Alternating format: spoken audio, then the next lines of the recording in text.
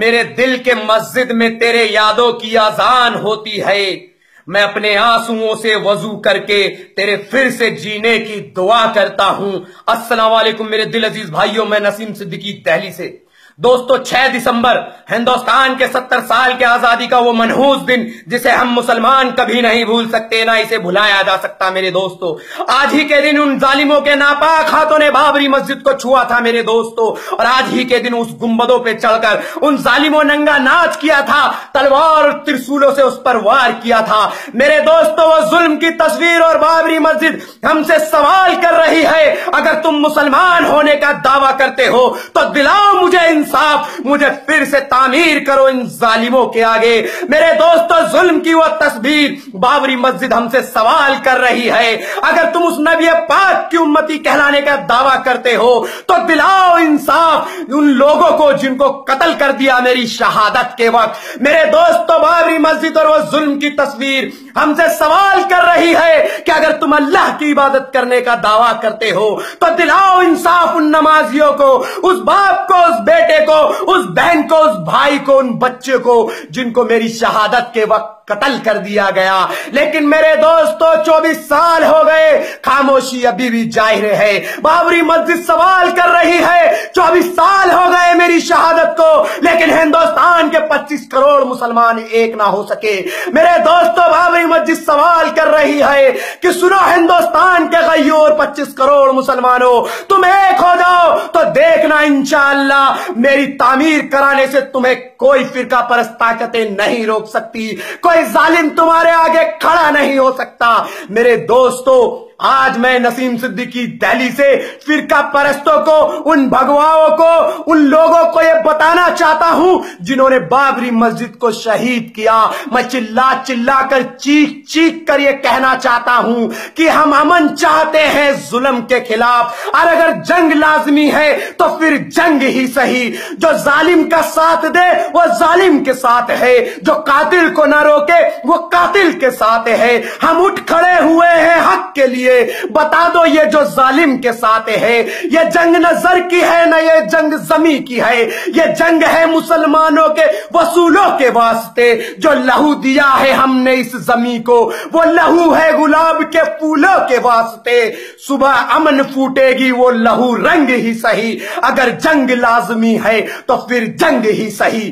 میرے دوستو میں بتانا چاہتا ہوں آپ کو، مسلمان انصاف کی آواز بولتا ہے، حق کی آواز بولتا ہے، اور جہاں انصاف کی آواز بولی جاتی ہے وہاں مخلوق خدا خاموش رہتا ہے، وہاں پر ماتم منائے نہیں جاتے، وہاں پر احتجاج کے تماشے نہیں ہوتے، وہاں عوام سڑکوں پر نہیں آتی، وہاں پر میرے دوستو دھرنے نہیں ہوتے، اور جہاں پر رہبر رہزن بن جائے، محافظ لٹیرے بن جائے، سر عام مسجدوں کو شہید کر دیا جائے، ماں بہنوں کی دنگوں کے نام پر عظمت لوٹ لی جائے، دنگوں کے نام پر، دھرم کے نام پر روڈوں پر قتل عام ہو، تو میرے دوستو اس دیش میں امن ممکن نہیں۔ وہاں لانگ مارچ ہوتے ہیں، وہاں دھرنے ہوتے ہیں، وہاں عوام سڑکوں پر آتی ہے، اور ہندوستان کے کونے کونے میں ظلم کی داستان لکھی گئی ہے میرے دوستو۔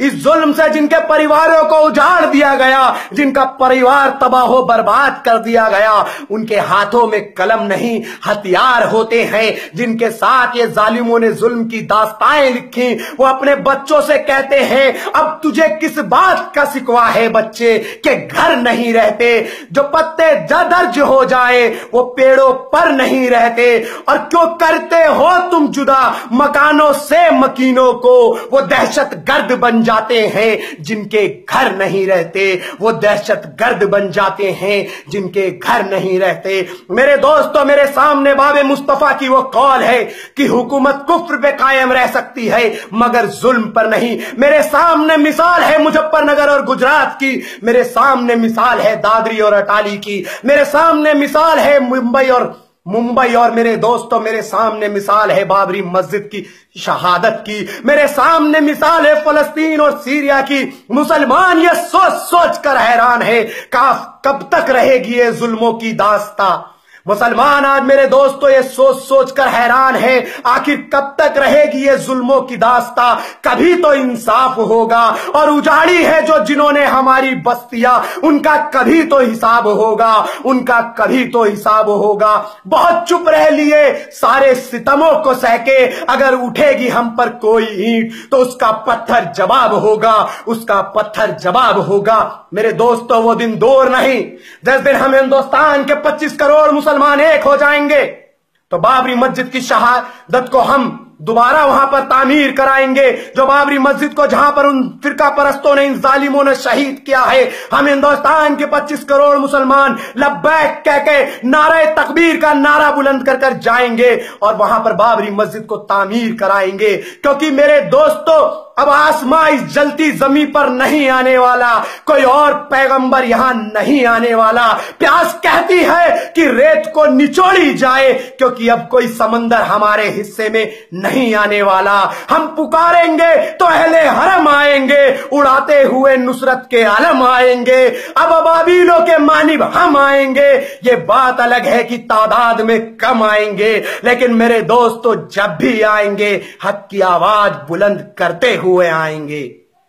मेरे दोस्तों मैं हिंदुस्तान के उन 25 करोड़ मुसलमानों से कहना चाहता हूं कि इत्तेहाद ले आओ, मुत्तहिद हो जाओ, अपनी क़यादत चुन लो। जिस दिन हमने अपनी क़यादत मजबूत कर दी तो इंशाअल्लाह वो दिन दूर नहीं जब हम बाबरी मस्जिद को जाकर अयोध्या में तामीर कराएंगे। जहां पर बाबरी मस्जिद को इन जालिमों ने शहीद किया है, वहीं पर जाकर हम उन गुंबदों को बुलंद करेंगे, उन दीवारों को बुलंद करेंगे, उन दीवारों को चुनवाएंगे और बाबरी मस्जिद की तामीर करेंगे। मेरे दोस्तों उस वक्त के दौरे वजीर आजम नरसिंह राव ने यह बात कही थी कि जब बाबरी मस्जिद को शहीद किया गया है, बाबरी मस्जिद की तामीर वहीं पर कराई जाएगी। लेकिन मेरे दोस्तों ये हमारे साथ जालसाजी हुई है, हमारे साथ नाइंसाफी हुई है, अभी तक कोई फैसला नहीं आया। और इस वक्त के दौरे वजीर आजम हमारे नरेंद्र मोदी जी रातों रात फैसला ले लेते हैं, नोटबंदी कर देते हैं, तमाम फैसले खुद ले लेते हैं। मैं अपने इस वक्त के दौरे वजीर आजम से कहना चाहता हूं कि नरेंद्र मोदी जी, अगर आपको वाकई हिंदुस्तान के अवाम की चिंता है तो मैं आपसे अपील कर रहा हूं कि आप इसी तरीके से जैसे नोटबंदी का ऐलान किया था, इसी तरीके से ऐलान कर दो कि बाबरी मस्जिद वहीं पर तामीर होगी जहां पर पहले थी। तो वजीर आजम मैं लब्बैक कह के आपके हाथों को चूम लूंगा, आपके माथे को चूम लूंगा। लेकिन आप ऐसा नहीं करेंगे वजीर आजम, क्योंकि ये देन आपकी है, ये सियासी चालें आपकी है। आप नहीं चाहते कि मुसलमानों को इंसाफ मिले, आप नहीं चाहते कि मुसलमानों को हक मिले। मेरे दोस्तों अपनी क़यादत मजबूत कर लो। अब मैं आपको दावत देना चाह रहा हूं, मजलिस इत्तेहादुल मुस्लिमीन आपके लिए आई है। इंशाअल्लाह जब हम हिंदुस्तान के 25 करोड़ मुसलमान मजलिस इत्तेहादुल मुस्लिमीन का साथ पकड़ लेंगे, उनके हाथों से हाथ मिला लेंगे, तो इंशाअल्लाह वो दिन दूर नहीं जब हम लोग मजबूत हो जाएंगे, उनकी क़यादत में जाकर अयोध्या में बाबरी मस्जिद तामीर कराएंगे। मेरे दोस्तों मजलिस इत्तेहादुल मुस्लिमीन एक सोच है जो इन फिरका परस्तों को बदल सकती है। मजलिस इत्तेहादुल मुस्लिमीन एक पावर है जो इन फिरका परस्तों का जवाब दे सकती है। मजलिस इत्तेहादुल मुस्लिमीन एक मजबूत क़यादत है जो हम मुसलमानों को मजबूत कर सकती है। इसलिए मेरे दोस्तों मैं आप तमाम हिंदुस्तान के गयूर मुसलमानों से यह अपील कर रहा हूं कि सुनो हिंदुस्तान के 25 करोड़ गयूर मुसलमानों, इत्तेहाद ले आओ, मुत्तहिद हो जाओ। और जिस दिन हम एक हो जाएंगे तो इंशाअल्लाह ये जुल्मों की दास्तां खत्म हो जाएगी। और इंशाअल्लाह वो दिन दूर नहीं जब इस दौर में हम सारे मुसलमान एक होकर अयोध्या में जाकर बाबरी मस्जिद की तामीर कराएंगे। मेरे दोस्तों मैं आपसे फिर से यही इल्तजा करता हूं कि एक हो जाओ, मुत्तहिद हो जाओ, इत्तेहाद ले आओ और अपनी क़यादत को मजबूत कर लो। मेरे दोस्तों